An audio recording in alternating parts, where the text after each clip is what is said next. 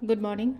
Ngasigi yumjagation numit ko. Yumjagation numit ki card ki messaging minor se yumjagation numit ahambada khoi gi number ko. Number se 104 lere. Aduga color dana green color gumba kai gumba minus sin bi ko. Aduga amana chak thong badane sum keno ma hapo hana nomo nomo cheng so buda sum leina ko. Nti sum ko na hap ya ba se ai tar ko. Aduna haidi green elaichi natraga haidi tulsi leaves gumba kai gumba min happy be ko.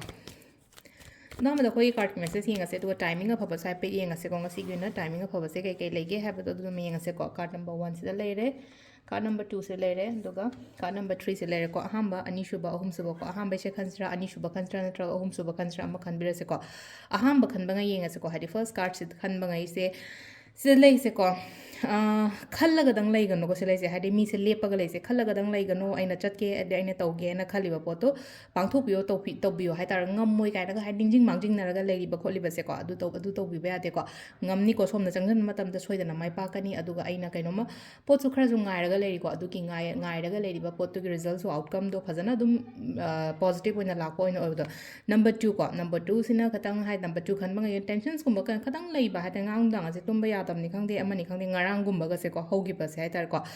tumba ya ram nga si hakchang khatang nuai tam ni khangde amani khangde wakhan hena khanjan mani khangde mai tar le ko yam ka hena phata ba khanjan kan ko yaraga de hadi sum sida leise ko thoughts negative thoughts kum sum leina ko hadi aina khanba ma sum oirak taba da gi di leina ko phata ba sum khalle ba to le do adu hadi release the hon bi ba hai tar ko nuai taba khota mem te number 3 khan bangai ko number 3 ngai gi oina haraga di wakhan shanti da leiyo nuai ba yam na phang kan to gani ko nuai ba oina la ko dom ko wakhan nuai ba oina la ko do hadi peace hai tar ko peace patience chau gono khot kono ko si lai sem ka chau gono wakhan kitang nuai na shanti da meditations ka tawraga hai tar ko mai tawraga sisina ko ye card ki message le ko timing se ki pung taruk ta gi na